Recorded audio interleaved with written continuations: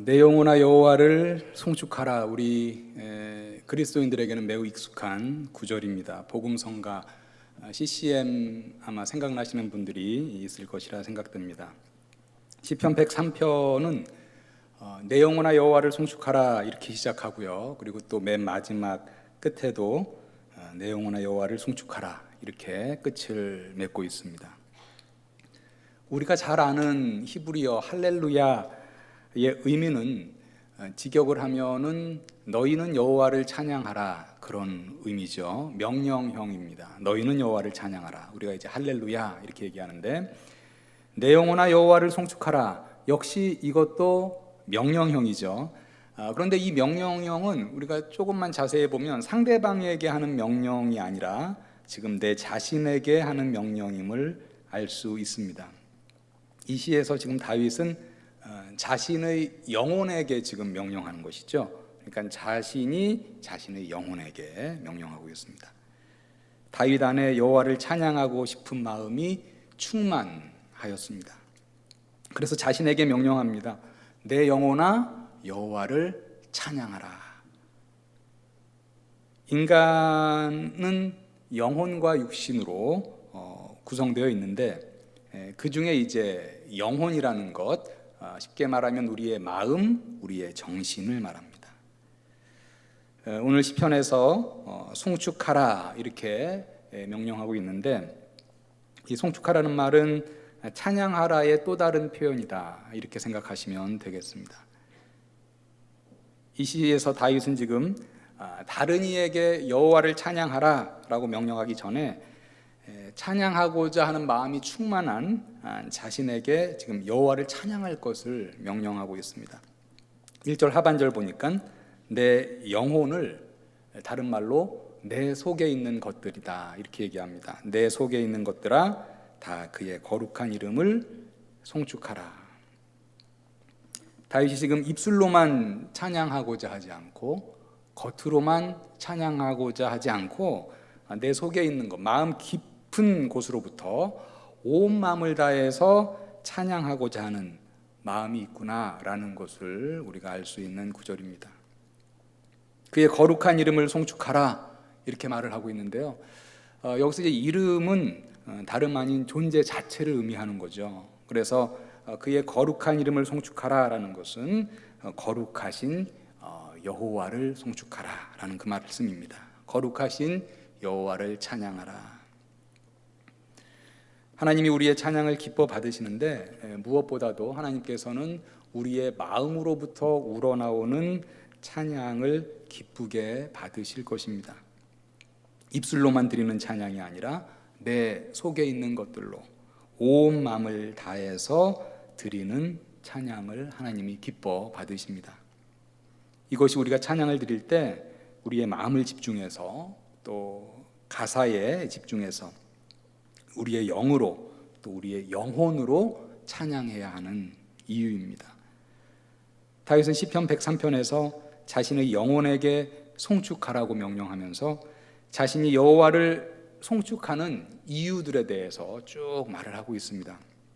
다윗이 여호와를 찬양하는 이유, 여호와를 송축하는 이유, 그것은 또 우리가 여호와를 찬양하는 이유, 여호와를 송축하는 이유이기도 합니다. 오늘 본문에 나타난 여호와를 송축하는 이유, 우리가 좀 네 가지로 나누어서 말씀을 드리도록 하겠습니다. 그 첫 번째 이유는요, 여호와 하나님께 받은 은택이 매우 크기 때문입니다. 2절을 좀 보시죠. 내 영혼아 여호와를 송축하며 그의 모든 은택을 잊지 말지어다. 그리고 나서 다윗은 자기 자신에게 하나님이 주신 은택을 쭉 열거합니다. 3절부터 5절에 보니까요. 그가 내 모든 죄악을 사하시며, 이게 너의 모든 죄악이라고 해서 상대방을 얘기하는 거 아니에요. 지금 다윗이 자기 자신에게 얘기하는 거죠. 영혼에게 말하는 겁니다. 내 모든 죄악을 사하시며 내 모든 병을 고치시며 내 생명을 파멸해서 속량하시고 인자와 긍휼로 관을 씌우시며 좋은 것으로 내 소원을 만족하게 하사 내 청춘을 독수리같이 새롭게 하시는도다. 첫 번째, 다윗이 받은 은택으로 지금 말하는 것, 여호와께서 죄를 용서하여 주신 것을 말하고 있습니다. 다윗이 그가 쓴 다른 시편 51편 17절에서는 죄를 용서받을 때 중요한 것이 있는데 그것은 상한 심령과 통회하는 마음이다, 이렇게 말했습니다. 하나님께서 구하시는 제사는 상한 심령이라, 하나님이여 상하고 통회하는 마음을 주께서 멸시하지 아니하시리이다.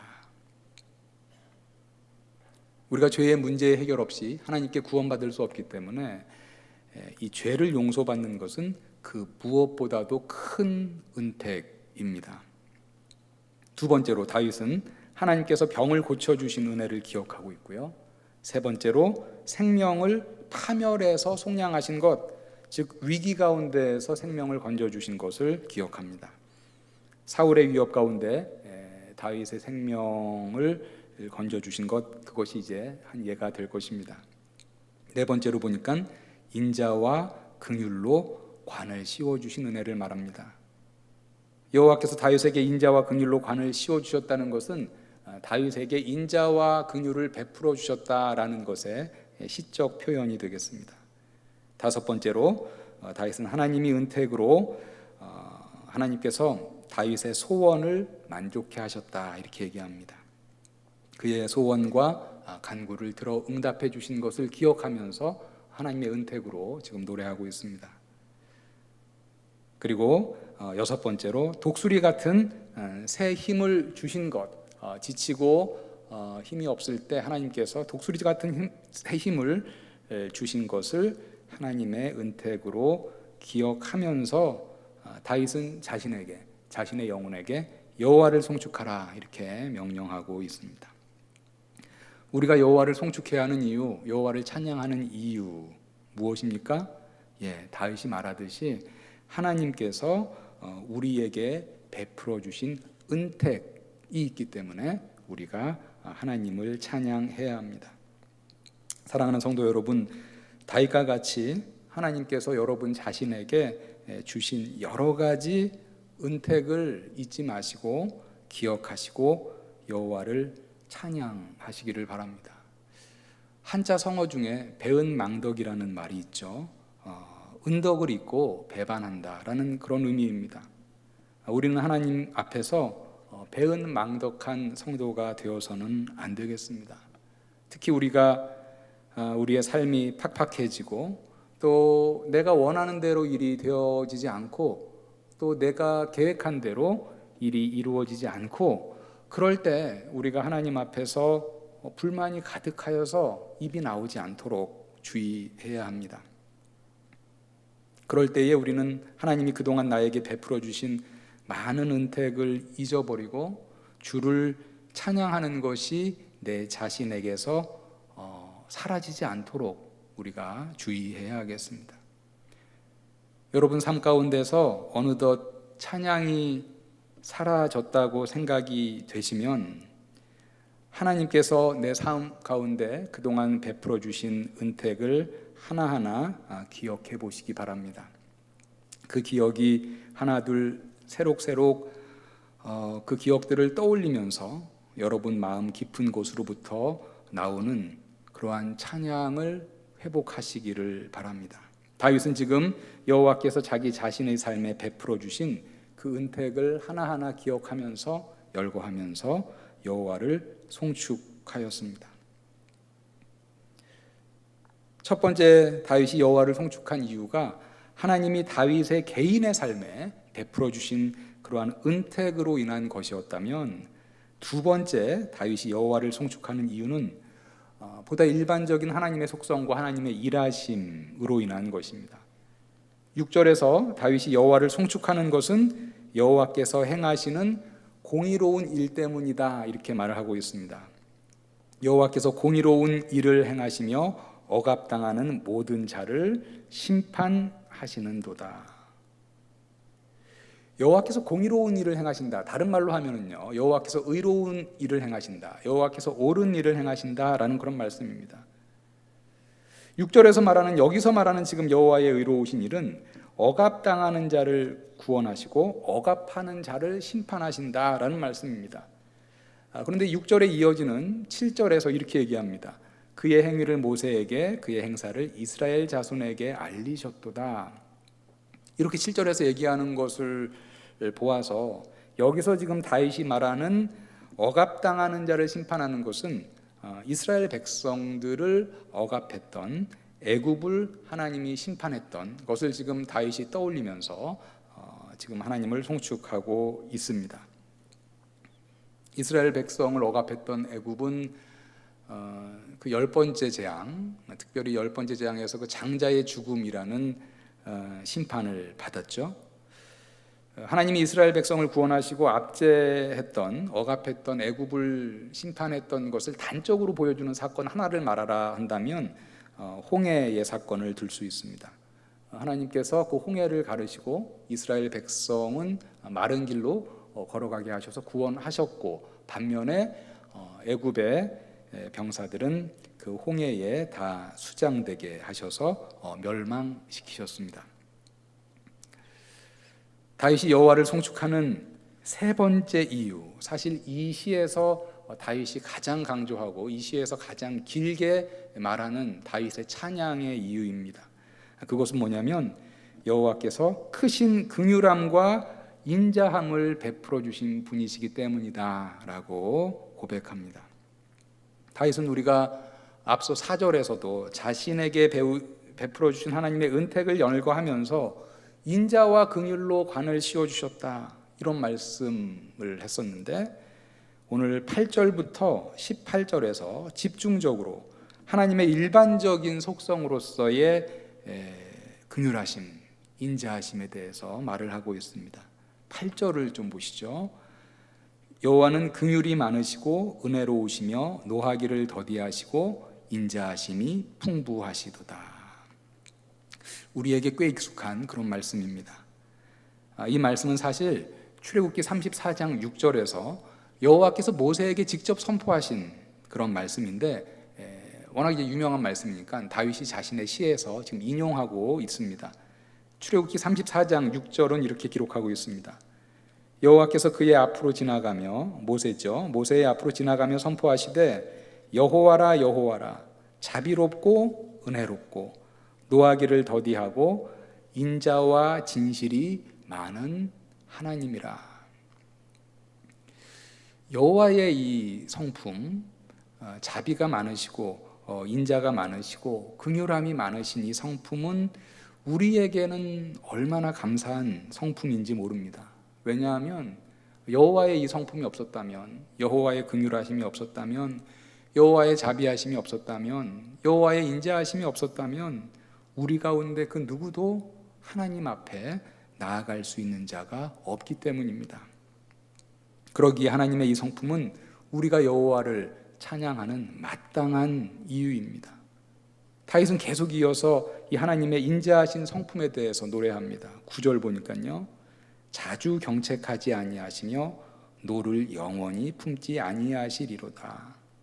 하나님은 때때로 우리를 혼내키십니다. 우리를 경책하십니다. 우리를 훈계하시는데 자주 경책하지는 않으시는 분이시고, 우리가 죄를 회개하면 우리의 죄가 주홍빛보다 더 붉다 하더라도 눈과 같이 희게 하여 주시고 노를 영원히 품지 않으시는 분이십니다.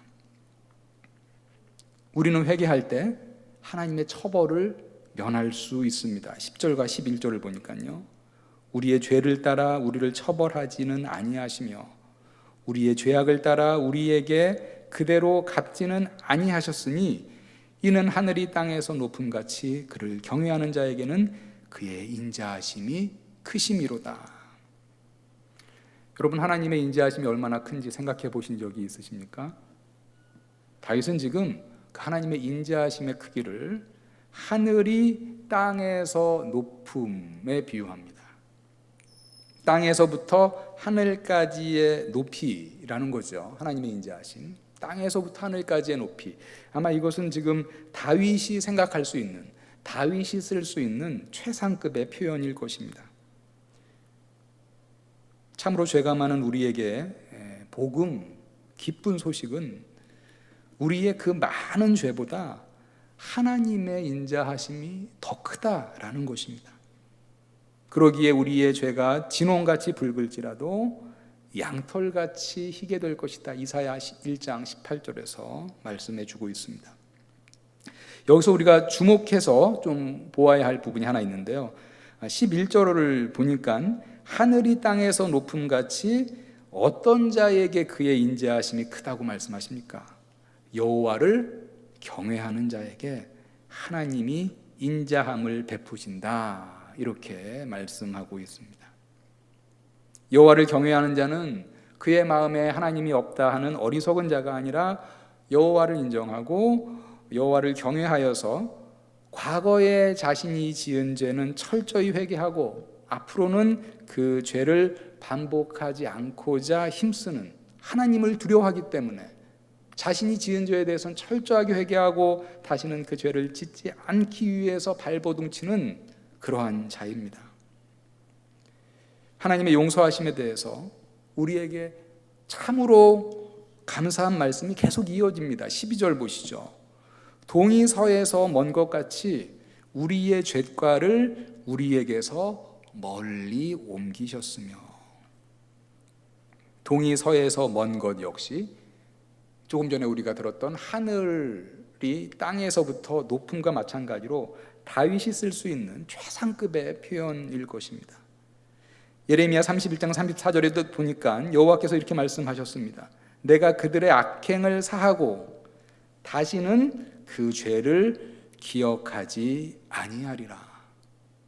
뭐라고 말씀하시는 겁니까? 너희의 죄가 있는데 너희가 죄를 회개할 때 그 죄가를 동이 서에서 먼 것 같이 너희로부터 아예 옮겨놓겠다. 예레미야 31장 34절에서는 뭐라고 말씀하셨습니까? 너희의 악행을 사하고 다시는 그 죄를 기억하지 아니하겠다. 이렇게 말씀하시는 거죠. 글쎄요, 이게 뭐 하나님의 성품을 묘사하는 표현으로는 썩 적절한 표현은 아니겠지만, 그러니까 뭐 소통을 위해서 조금 요즘 하는 말로 한다면 하나님의 성품, 요즘 우리가 하는 말 중에, 우리끼리 하는 말 중에 저 친구는 참 쿨한 성격을 갖고 있어, 뭐 그런 얘기 하잖아요. 근데 뭐 하나님이 지금 말씀하신 것이죠. 우리가 지은 죄에 대해서 죄를 회개하고 하나님이 용서하셨어요. 그런데 그것을 지금 뭐라고 지금 얘기합니까? 동이 서에서 먼 것 같이 우리의 죄가를 우리에게서 멀리 옮기셨다. 너희의 그 죄, 내가 계속해서 반복해서 너희가 회개했는데 너희에게 다시 기억나게 하고 그걸로 너희에게 언급하지 않겠다. 다시는 그 죄를 기억하지 아니하리라. 요즘 말로 하면 정말 쿨한 그런 측면을 볼 수 있는 그런 말씀입니다. 우리에게는 너무나 감사한 말씀이죠. 우리가 하나님 앞에서 죄를 지었을 때 아까 봤듯이 상한 심령과 통회하는 마음으로 철저하게 회개해야 합니다. 죄를 자백해야 하죠. 우리의 입술로 자백해야 하고, 그리고 회개라는 것은 뭐라고 그랬어요? 말 그대로 돌아선다라는 의미잖아요. 그렇죠? 입술로만 자백하면 회개가 끝난 겁니까? 아니죠. 우리의 삶이 이전 상태로 잘못된 길로 나아가는 것으로 완전히 돌아서는 것, 우리의 행위가 다시 그 죄를 반복하지 않는 것, 그것이 철저한 회개죠. 입술로 우리 죄를 자백하고 우리의 삶, 우리의 행위가 다시 죄로 빠지지 않고 완전히 돌아서는 것, 그렇게 철저하게 회개해야 합니다. 잘못된 행위에서 철저하게 돌아서야 합니다. 그렇게 철저하게 회개한 후에는 어떻게 해야 합니까? 계속해서 내가 지은 그 죄, 그것으로 인해서 계속 죄책감에 눌려 있어야 하겠습니까? 그렇지 않습니다. 주 안에서 자유함을 누리는 것이 우리 성도가 받은 놀라운 은혜다라는 것입니다. 12절에서 하나님이 그의 인자하심 가운데 동이 서에서 먼 것 같이 우리의 죄과를 우리에게서 멀리 옮기셨다. 동이 서에서 먼 것, 다윗이 쓸 수 있는 최상급의 표현을 쓰는 거죠. 우리의 죄값을 아예 보이지 않는 곳으로 옮기셨다. 너희의 그 죄를 다시 기억하지 아니하리라 하나님께서 말씀하고 계십니다. 두 가지 동시에 가야겠죠. 철저한 회개. 그 다음에 하나님께 그렇게 회개했을 때 우리가 죄책감에 눌려서 어떤 우울감이나 죄책감이나 계속해서 자유함을 누리지 못하는 것, 그렇게 돼서는 안 되겠다. 철저하게 회개하고 그 다음에 성도에게 주신 하나님의 놀라운 특권, 놀라운 선물, 그 자유함을 누려라 라는 것입니다. 우리 성도들을 향한 하나님의 긍휼하심에 대해서 13절에 보니까 아버지가 자식을 긍휼히 여기는 그런 마음과 같다 이렇게 얘기합니다. 아버지가 자식을 긍휼히 여김같이 여호와께서는 자기를 경외하는 자를 긍휼히 여기시나니. 여기서도 보니까요 11절과 마찬가지로 똑같은 지금 문구가 나오죠. 여호와께서 자기를 경외하는 자를 긍휼히 여기신다 이렇게 지금 말을 하고 있습니다. 아버지가 자식을 긍휼히 여김같이 긍휼히 여기는데 하나가 지금 붙어 있는 거죠. 어떤 자에게입니까? 여호와를 경외하는 자에게 긍휼히 여긴다 이렇게 지금 얘기하는 겁니다. 우리 성도의 삶에 있어서 여호와를 경외하는 삶, 하나님을 두려워하는 삶이 얼마나 중요한지 보여주는 것입니다. 우리가 살아갈 때 정말 하나님 두려운 줄 알고 살아야 된다는 거죠. 하나님이 다 보고 계신데 하나님이 다 보고 계시는 거 I don't care. 하나님은 보고 계시지만 뭐 나는 나대로 간다. 나는 하나님 별로 두렵지 않다. 하나님을 두려워하지 않기 때문에 우리가 자꾸 죄의 길로 빠지게 되는 거죠. 계속해서 반복되는 건 뭡니까? 하나님이 인자하신 하나님이다, 긍휼하신 하나님이다, 자비가 많으신 하나님이다 라고 말하지만 하나를 지금 계속해서 얘기하고 있습니다. 여호와를 경외하는 자에게, 여호와를 경외하는 자에게 그 인자하심과 자비를 베푸실 것이다. 솔로몬이 잠언에서 거듭거듭 지혜와 지식의 근본이 뭐냐? 여호와를 경외하는 것이다, 여호와를 두려워하는 것이다 라고 강조했던 이유가 바로 여기에 있습니다. 하나님의 그 큰 인자하심, 그 자비하심이 없으면 우리는 살 수 없는 존재들인데 그것을 받으려면 뭐가 있어야 된다는 거예요. 하나님을 두려워하고 살아가야 된다. 내 눈앞에 하나님이 없는 것처럼 살아가면 안 된다라는 것이죠. 이 여호와를 경외하는 것의 중요성을 다윗은 17절에서 또 한 번 반복해서 강조하고 있습니다. 여호와의 인자하심은 자기를 경외하는 자에게 영원부터 영원까지 이르며 그의 의는 자손의 자손에게 이르리니. 이 여호와의 인자하심의 크기, 영원부터 영원까지 이른다. 그런데 또 하나를 또 얘기하는 거죠. 뭡니까? 자기를 경외하는 자에게 영원부터 영원까지 이른다. 이 여호와를 경외함의 중요성을 강조하면서 이어지는 18절에서는 여호와를 경외하는 자가 하는 행위는 이렇다라고 기록하고 있습니다. 곧 그의 언약을 지키고 그의 법도를 기억하여 행하는 자에게로다. 다윗이 여호와를 송축하는 이유, 세 번째 이유, 그리고 이 시에서 가장 길게 가장 집중적으로 말하는 이유는 무엇이었습니까? 하나님께서 긍휼하심이 있고 우리를 향한 인자하심을 베풀어 주셨기 때문에 나는 여호와를 송축합니다. 우리는 여호와를 찬양해야 합니다 라고 지금 얘기합니다. 그러면서 하는 말이 뭐예요? 어떤 자에게 하나님이 여호와의 그 인자하심과 자비하심을 베푸십니까? 여호와를 경외하여서 과거에 지은 죄는 철저하게 회개하고 앞으로는 여호와의 법도를 따라 행하도록 힘쓰는 그러한 여호와를 경외하는 자에게 하나님이 이러한 인자하심과 또 긍휼함을 베풀어 주신다라는 것입니다. 네 번째, 마지막이죠. 다윗이 여호와를 송축하는 이유는 여호와께서 이 만유를 다스리는 왕이시기 때문이다라고 얘기합니다. 19절에 보니까요. 여호와께서는 그의 보좌를 하늘에 세우시고 그의 왕권으로 만유를 다스리시도다. 하나님의 보좌는 하늘에 있습니다. 하지만 왕으로서 그의 통치는 만유, 온 세계에 미친다라는 거죠. 여호와는 이 세계의 주권자이시고 이 세계의 통치자이시기 때문에 찬양을 받으시기에 마땅하시다, 합당하시다라는 것입니다. 오늘 말씀을 정리하도록 하겠습니다. 여러분은 마음으로부터 우러나오는 찬양을 여호와께 드리며 살아가고 계십니까? 우리가 물론 교회에 와서 다 찬양하죠. 오늘도 찬양했습니다. 찬양 시간에 찬양하고 반주에 맞춰서 찬양하고 이때도 찬양하지만 여러분의 삶 가운데 정말 나의 일터에서 나의 또 가정에서 나의 큐티 가운데 정말 내 마음으로부터 우러나오는 그런 찬양이 있는가라는 그런 질문입니다. 우리가 예배 시간에 찬양하는 것은 뭐 말할 필요도 없죠. 오늘 말씀에서는 우리가 입술로만 겉으로만 찬양하는 것이 아니라 우리의 영혼으로 우리의 정말 마음 깊은 곳으로부터 찬양해야 할 네 가지를 말하고 있습니다. 다윗이 자기 자신에게 명령했잖아요. 내 영혼아 여호와를 송축하라. 첫째는 뭐였습니까? 여호와께서 여러분에게 행하신 크신 참으로 많은 은택을 기억하면서 여호와를 송축하시기 바랍니다.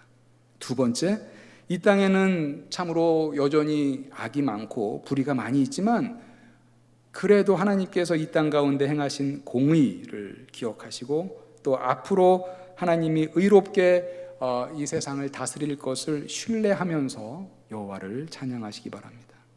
그리고 세 번째, 이 시에서 다윗이 가장 강조했었던 것이죠. 하나님의 그 크신 긍휼하심과 인자하심으로 여러분을 품어주시고 동이 서에서 먼 것 같이 우리의 죄가를 멀리하신 그 여호와를 송축하시기 바랍니다. 또한 여호와의 놀라운 긍휼과 인자하심을 받기 위해 우리가 늘 여호와를 경외함으로 살아가야 한다라는 것 반드시 기억하시길 바랍니다.